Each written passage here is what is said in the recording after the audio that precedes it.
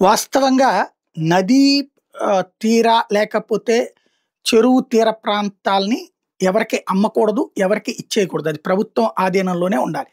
ఇది అంతర్జాతీయ జల సూత్రం, జాతీయ జల సూత్రం గూడా.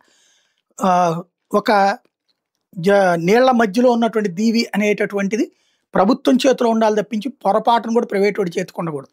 ఒకప్పుడు 2004కు ముందు భవానీ ద్వీపాన్ని అట్లాగే ప్రైవేట్ వ్యక్తులు తీసుకోవడానికి ప్రయత్నించినప్పుడు అప్పుడు మేము పెద్ద ఎత్తున స్టోరీలు ప్రొజెక్ట్ చేసాం. ఆ తర్వాత ఆగిపోయింది లీజు. అప్పట్లో ఒక ఇప్పుడు భారతీయ జనతా పార్టీలో కూడా లేడనుకుంటా ఆయన. ఒక నాయకుడితో పాటుగా, ఒక వ్యాపారస్తుడితో పాటుగా, ఒక తెలుగుదేశం పార్టీకి సంబంధించిన వైజాగ్ నాయకుడి మధ్యన వాళ్ళిద్దరూ కలిసి అది అప్పట్లో తీసుకోవడానికి ప్రయత్నిస్తే ఆ తర్వాత వార్తలు, ఆ తర్వాత రాజశేఖర రెడ్డి హయాంలో అది ఆపివేయబడింది.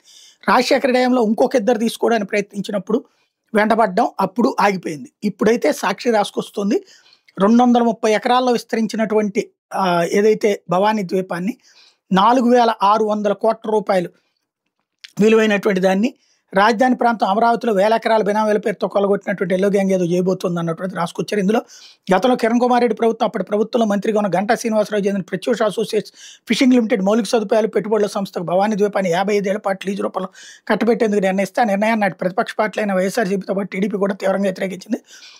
ఇప్పుడు చంద్రబాబు ప్రభుత్వం రాగానే ప్రభుత్వ పెద్ద సూత్రధారిగా నాటి పాత్రధారులను తెరపైకి తెచ్చి ఈ భారీ భూదోపిడీకి కుతంత్రం రచించినట్టు తెలుస్తోంది. ప్రస్తుతం అమరావతిలో తన దోపిడీలో భాగంగా భాగస్వామి మంత్రి నారాయణ, ఆయన వియ్యంకుడు గంటా శ్రీనివాసరావు ద్వారా కథ నడిపిస్తున్న గమనార్హం. గంటా శ్రీనివాసరావు బినామీకి గుర్తింపు పొందిన కాశీ విశ్వనాథ్కి చెందిన Vishwanath sports and convention private limited, Vishwanath avenues private limited సంస్థలను తెరపైకి తెచ్చింది. ఆ సంస్థలకు అడ్వెంచర్ థ్రిల్ సిటీ పేరుతో భవానీ ద్వీపాన్ని దశల వారీగా కట్టబెట్టేందుకు సిద్ధపడుతుంది. ఇప్పటికే 10 ఎకరాలను కట్టబెడుతూ కనీసం సర్వే నెంబర్లు కూడా లేకుండా నెల 13వ తేదీన జీవో జారీ చేయడం ప్రభుత్వ కుట్రకు నిదర్శనం. అంతేకాకుండా ఏకంగా 99 ఏళ్లకు లీజుకి కట్టబెట్టడం ప్రభుత్వ బరదగింపును బట్టబయలు చేసింది. కాశీ విశ్వనాథ్ కేవలం ముసుగన్నది బహిరంగ రహస్యం అని రాసుకొచ్చింది. 10 ఎకరాలు ఇస్తే తప్పేం లేదు, అందులో ప్రైవేటుది ఏర్పాటు చేయడంలో కూడా తప్పు లేదు. ఇంకో 10 ఎకరాలు చొప్పున ఇచ్చినా కూడా ప్రైవేట్ అట్లాంటి థ్రిల్ సిటీలు ఏర్పాటు చేస్తే నేనైతే తప్పు పట్టను. కానీ ఓవరాల్ ద్వీపం ఇవ్వడం అయితే సాధ్యం కాదు. అది కూడా లీజుకి ఇస్తాము, తప్పు లేదు.